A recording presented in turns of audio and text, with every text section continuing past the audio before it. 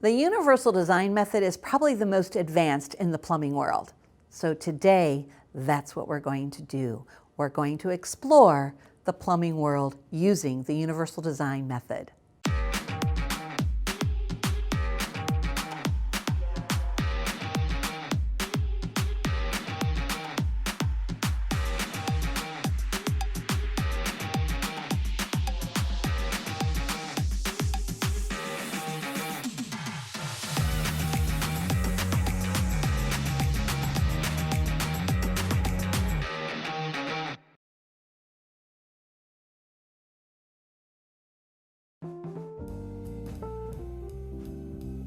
The world of universal design method affects every aspect of our life. But one of the most important parts of that, and also the most evolving parts of that, is, believe it or not, the plumbing world. Our plumbing fixtures.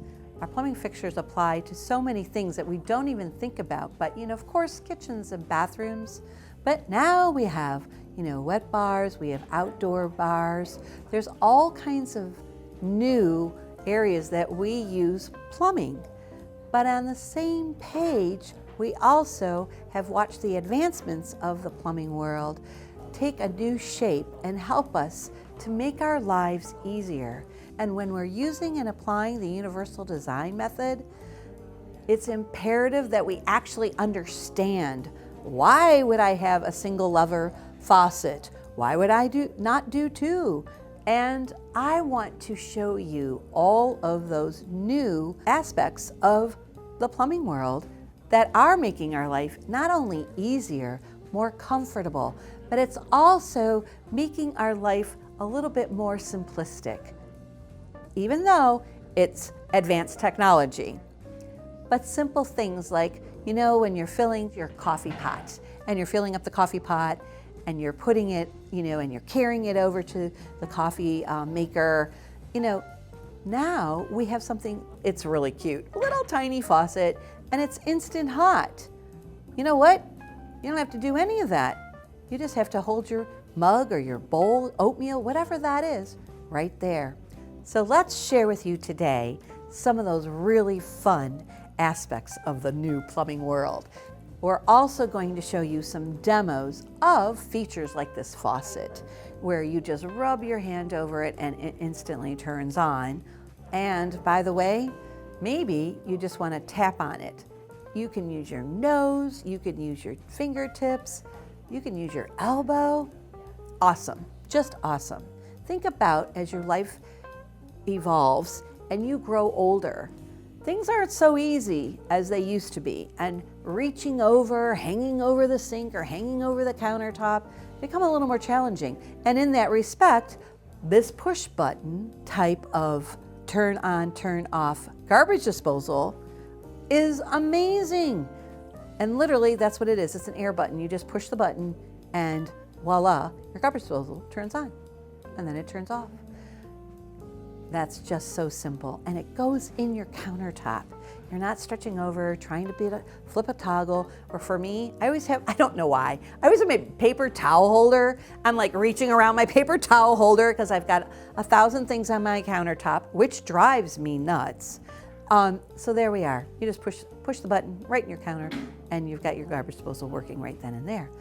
So there are also many nuances that we have that apply. Let's say in our bathroom, this mirror that lights up, it might seem kind of extravagant, but again, as we get older, it is becoming more and more challenging possibly to see ourselves clearly. But most important part is to feel good about what we're seeing, the reflection back at us.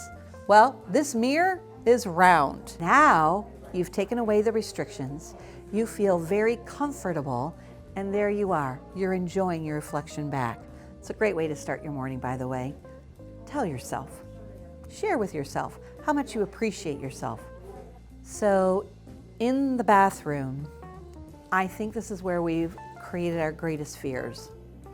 And redoing a bathroom, it's a major undertaking. But there are some simple things that you can do that will ease up some of that fear. Like this no barrier on the shower so that you're not stepping over or tripping over the curb. You're just easing into it. But also think about it. What if you have a cane? What if you have a quad cane? What if you have a wheelchair? Now without the barrier, this is not a problem. Then we talk about that. What about grab bars? Shucks. Nobody wants to look at their bathroom and think that they're, a commercial ADA compliant, bathroom with these ugly grab bars. Well, we took care of that. Not only can these grab bars be put in the wall of the shower, but they can also be put in the glass door, and they look like a towel bar. And that is the idea. But let's just say you don't need the grab bars immediately, but you're redoing your bathroom. Well, here we go. Put the blocking in behind the walls before you install the shower wall and the tile. And then when you're ready, or when you sell the home, you can show that you have prepared it for these grab bars down the road. That's a great accent for marketing. It really is. And it means a lot to people because they feel that comfort that if the time and when the time comes, they don't have to tear up the whole bathroom to get that done. We're going to also show you a demonstration of the different options for shower heads and shower controls. But most importantly is the safety features that we've already implemented. A lot of shower controls have temperature. Remember when you used to have to go down in the basement and turn down the hot water tank temperature? You don't have to do that anymore. It's built right into the controls. Now, what about the shower head?